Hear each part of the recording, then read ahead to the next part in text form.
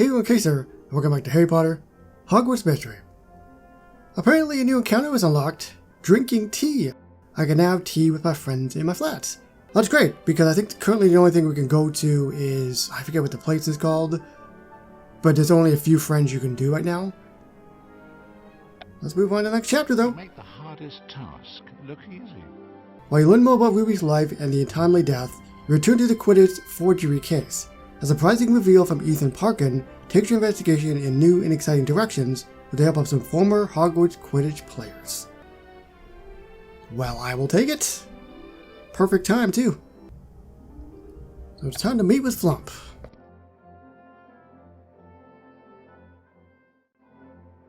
Oh, that's right. Christmas is upon us. So there's a whole bunch of Christmas stuff in here. Oh, that's so nice.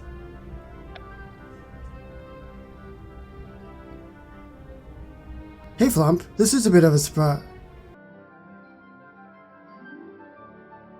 I don't have a lot of rules. I'm allergic to most of them. But I do have pet peeves, and one of them is when people don't obey my orders. I explicitly told you to stay away from investigating the fire that killed your partner. You can't stop me from doing what I want after work. You were seen snooping around St. Mungo's. What's your explanation for why you didn't listen to me? Apologize to Flump, stand your ground. I mean, I've been going against this guy. We've been butting heads since day one. I'm going to stand my ground. It's not fair for you to keep me off the case. Ruby was my partner. You can't expect me just to move on. Huh. I was sort of hoping you would just apologize so we could move on. I don't know how many times I had to tell you the world doesn't revolve around you. Ruby was your partner. You are too close to this. It is already creating problems. How did you even know I was at St. Mungo's? It's my job to know these kind of things. So, on top of everything else, you're spying on me. I am not even going to dignify that with a response. As for the Ruby case, I recognize that this is personal for you. But you can rest easy. I already have my best agents working on the case. Obviously, you don't consider me one of your best agents. I didn't say that. Losing a partner is not easy, but we carry on even when we don't want to. You can honor Ruby by solving the cursed quill case the two of you are working on. Speaking of, tell me what you've learned so far about the Quidditch connection. That's right, I have the other case I'm still working on. I feel that's pretty important as well.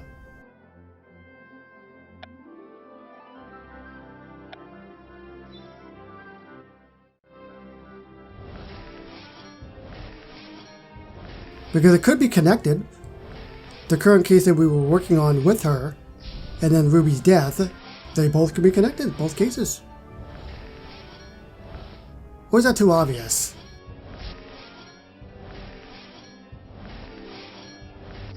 I feel like it's obvious. And if it's obvious to me, then that can't be the right thing.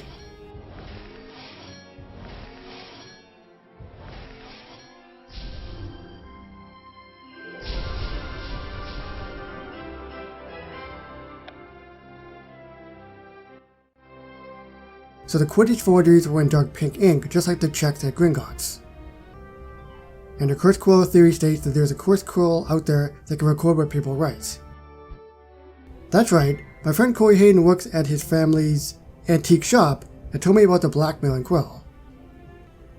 The story goes, a dark wizard once cursed a quill to remember everything it wrote down. If people used it to write in their diaries, the wizard would learn their secrets. If someone had the quill today, they could use it to steal signatures and forge anything they want. I'm still not completely convinced that these cases are connected. But the prospect of a cursed quill is troubling. The longer it is out in the world, the more damage it can do. I could contact Skye again and see if she'd arrange a meeting with Ethan. That might give me some more insight into whether he's coming into contact with the quill recently.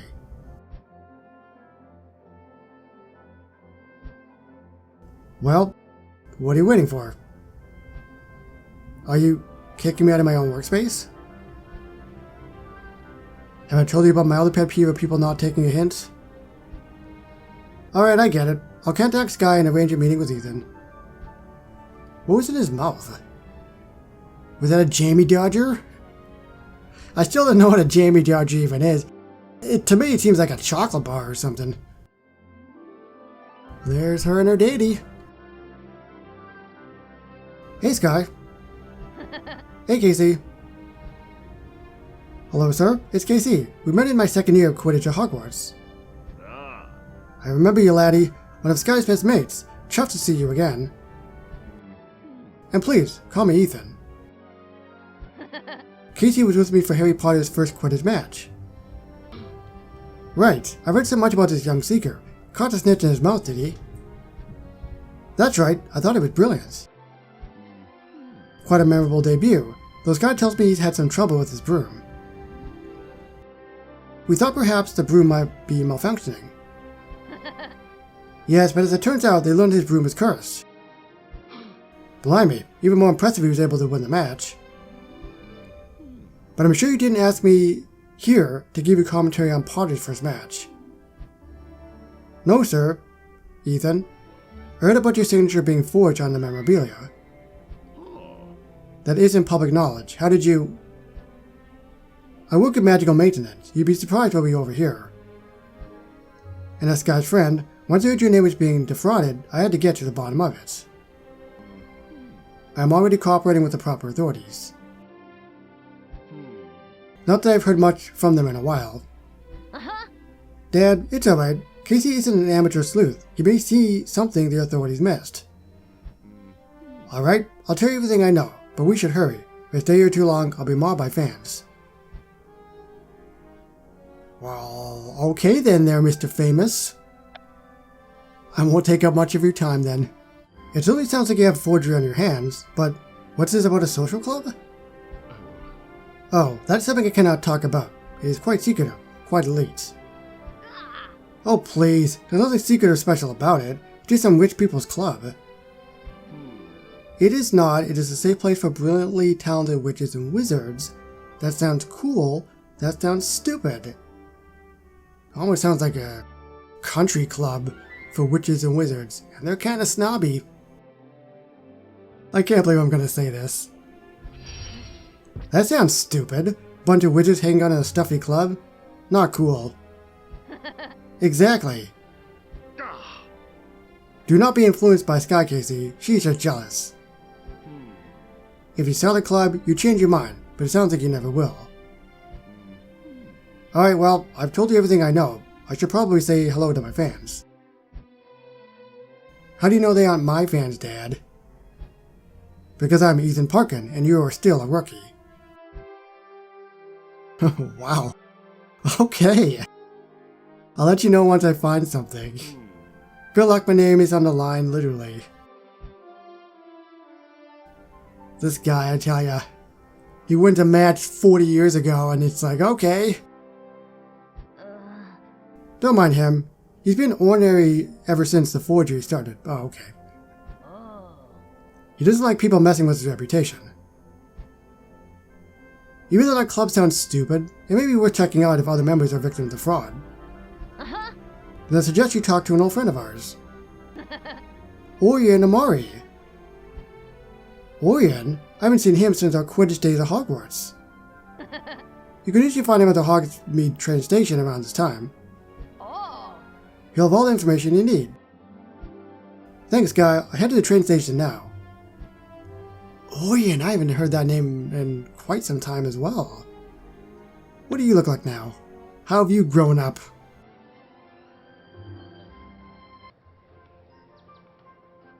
What? This isn't a train station. Oh, I have to track him down first. Well, they were talking about the train station, so I'm like, okay. Yeah, there he is.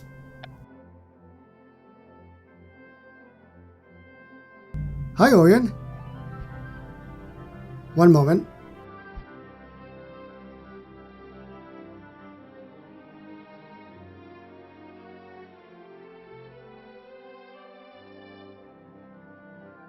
And exhale. It warms my soul to see you again, Casey. What are you doing at Maestro's? I come here to achieve harmony. I also find a kindred spirit in Dominic Maestro, the most harmonious bloke I know. I'll introduce you sometime when he isn't at the workstation. He's never to be bothered there. Maestro's is a sanctuary of sight and sound. A lot of people come here to watch the owl play music. Oh.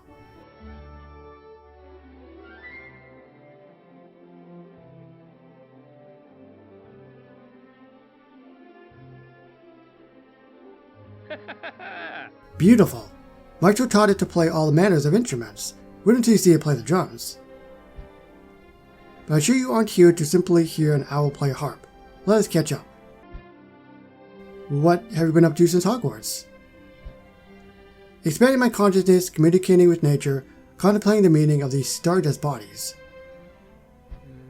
Also, I'm a coach. Wow, that's a thing I understand. A Quidditch coach? No, a coach of life. People seek me out for answers to difficult questions, such as, what does it all mean? Is happiness obtainable? And should I buy another magical yacht? Most of my clients are quite wealthy. Oh, that's actually the reason I'm here. The answer is yes, you should buy a yacht. No, not that.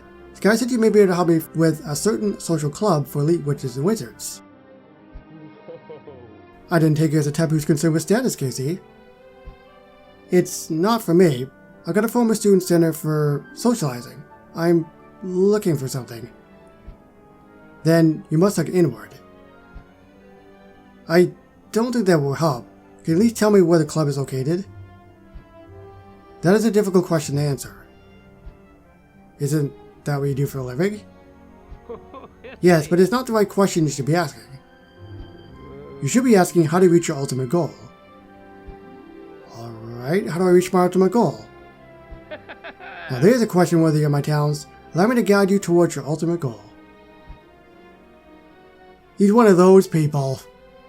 Instead of just telling me the actual answer, he'd be like, you must look inside your soul and tap your foot 20 times while you stand on this rock in nature for 20 hours naked, and it will come to you. If I'm understanding you, in order to reach my ultimate goal, I must be as one with the club. Which means I have to join a club? That's another way to put it. And to do that, I need a trusted member to speak to my character. As in, a letter of recommendation from a current member. You're on the path to enlightenment. And I have to achieve checkmate against the Club King. Club King. Does that mean I have to play chess against the club owner? Just as in Quidditch, games are played to be won. So I have to defeat the club owner in Wizard's chess. Impressive, Casey. Your ultimate goal is within reach. Thank you, Orion. How do you know all of this? I was standing in this very shop seeking harmony when I was approached by a wizard of woe. I could sense he was out of tune. He needed guidance, so I provided it for him. That was the day I became a life coach. That wizard also happened to be in a social club and recommended me to all the members.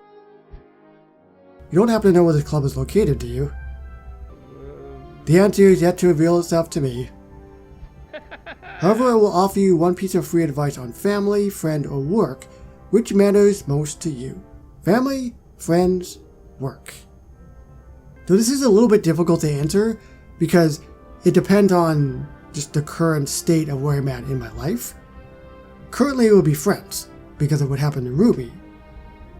Ultimately, it's always about family, I think, in general, and work is not really something you think too much about or shouldn't. Once you finish work for the day, shut it down, man.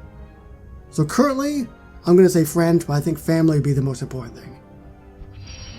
I'd like some advice on my friends. They say to keep your friends close and your enemies closer. But I say, turn your enemies into friends and you can keep everyone as close as you want. I wish you well on your journey to verification. When you need me most, you know where to find me. Thank you for your guidance, Orion, as I'm also start by brushing up on my wizard chess. I don't know exactly who to see to help me. Murphy McNully.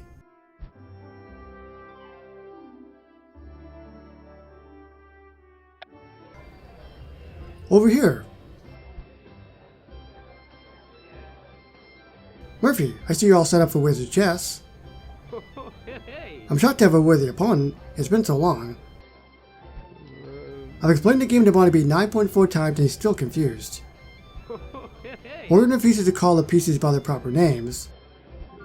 And Tulip brings along Dennis the Toad, who stares at me the whole time. It freaks me out. Don't worry, I won't stare too much. I am curious though, what made you suddenly interested in an impromptu match? It's a work thing, I wanted to hang out with you, I got bored. I wanted to hang out with you, buddy. I'm so glad you reached out. Sometimes I get so busy researching for Quidditch matches that I forget to make time for anything else. I have to warn you, I've been playing quite a bit of wizard chess recently. I won't be going easy on you. Alright, let's begin. Oh, bring it on. I actually thought it was going to be an 8-hour quest. It's not, I'm happy. What a match. I'm in some danger since you managed to set up the Lucina position. If you can remember what your next move should be, you'll win. Move the king, move the rook. I think I should move the king? I don't really know chess that well, but I know that the rook will block stuff, right? So I'll move the rook. That should force you into checkmate. Wait, did I win? You're right. I have nowhere to go. You win the match, Casey. I knew it. Thanks for the game, Murphy. The pleasure is all mine. Win or lose, I love playing wizard chess. And I can see your skills are improving. You can probably take on anyone. Besides, my deck gets 86.4% better when I hang out with you. That reminds me, I'm doing another meetup with our friends from Hogwarts soon. Will you be there? Sounds smashing. There's a 97.4% chance I'll be there.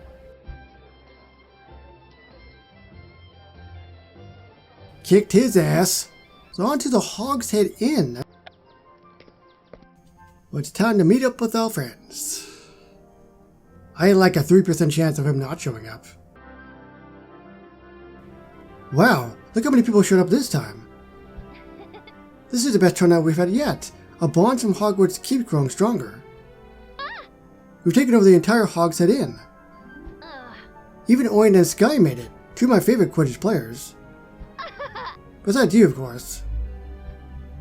That reminds me, I should probably introduce them to everyone.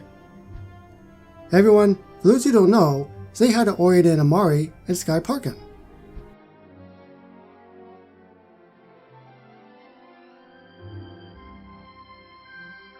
I was kind of trying to get a screenshot, but I kind of got flipped around. It's been a while. I should probably mingle and catch up with everyone.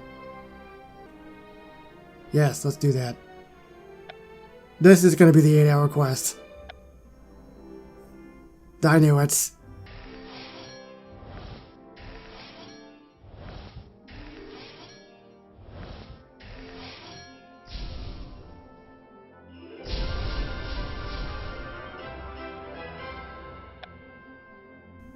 That is actually true. I forgot that they didn't really ever cross paths.